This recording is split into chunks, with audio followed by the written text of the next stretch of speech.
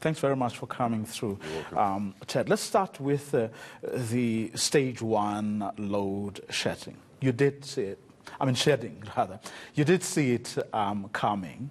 Eskom insists that, yes, it's a reality, but only for the next 2 to 3 years. Absolutely not. I've gone public on this, and it seems like the angels have heard my talk. This load shedding will be with us, and this is a mild form. It will be with us in a more severe form for up to 16 hours a day for the next 5 years. Why do you say so? Eskom's run out of coal. That's the first thing. So what they're doing at the moment is they're scavenging around the market for a low-grade coal, and that low-grade coal has got contaminants in the form of rock.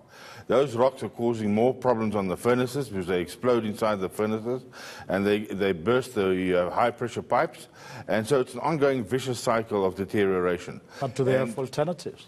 Absolutely. Eskom was warned 10 years ago when I published my report that they need to open up new coal mines. They need to open up, I said, 20 new coal mines, which is roughly 100 million tons of coal a year.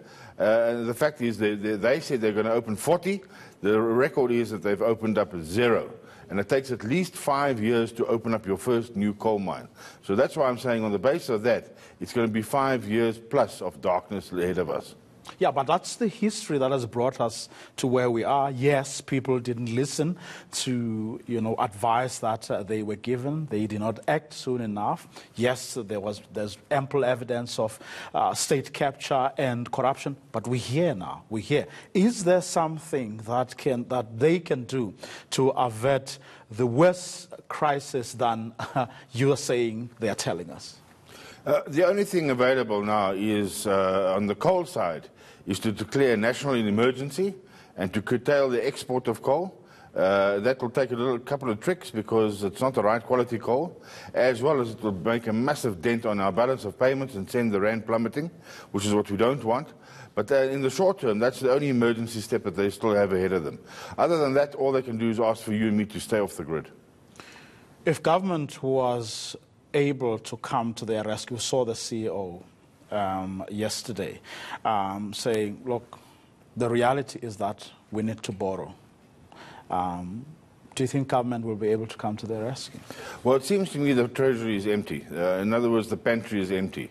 And the problem with Eskom is even if they borrow, the money disappears out the back door. And that's a big, big problem. The borrowings are over 400 billion at the moment. And the net asset value that they've achieved over the last 10 years, the borrowings plus the tariff hikes, which equate to 1.4 trillion rand that Eskom has had in additional income, has disappeared out the door, and all they've got to show is half-baked power stations worth, on the market value, less than 100 billion rand. So there's been a 1.3 trillion rand leakage out the back door of Eskom. And we need to have a forensic investigation to see why it went out, who stole the money, and how we're going to get it back. Short of that, there's no answer. You're perhaps correct, but do you not believe them when they give the assurance that they are cleaning? No.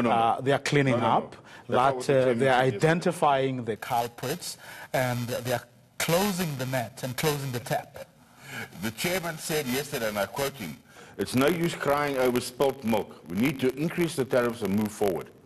So Eskom is wiping this whole disaster under the carpet. It's a political maneuver to let those people who perpetrated this crime go scot-free. There's no political will to sort out this mess. Believe you me, it's been 10 months, and I mean, it's a joke the number of people that they've fingered so far. The corruption is endemic. It's from top to bottom. And in fact, it's still ongoing week by week. I still report to certain Eskom executives new crimes that I'm aware of, and nothing happens. But isn't the State Capture Commission an attempt to try and find out what actually happened, while at the same time those who are in charge, both politically and within Eskom, try to make sure that none of what has happened, what happened previously, actually happens? Isn't that what the period we are in is about? Notionally, you're correct. But if the patient refuses to go to the hospital, there's not much the doctor can do. And that's where we are. So which hospital should they be going to? Eskom needs to sort out the corruption, identify it, take it to the Zondo Commission, and hopefully they can sanction some sort of penalty. But if Eskom itself is truant, then there's not much it can do. But what is it that they are not doing now? that which you insist is what needs to be do done. a forensic Because investigation. everyone is like, I mean, well, they, at least the politicians, and the ESCOM is going before, is appearing next week. One way that is what they are doing, what you're saying needs to be done. Now, what I'm asking is there something else that you believe practically needs to be done still, here and now, to avert the crisis you're saying that we're getting into, which you are saying they are grossly understating? Absolutely. They need to stop the stealing. And the only way to stop the stealing is to identify where the holes are in the bucket. Which they say is what they are doing. No, they haven't done a forensic. They keep on saying they're prepared to do a forensic, but they haven't done one. So the fact of the matter is, if you don't do a diagnosis, you don't know where you're losing the money, where the holes are in the bucket. So until that, really, I mean, with respect, the ESCOM board is treating us like a bunch of imbeciles. They're playing chess with us and running away as soon as we appear at the door.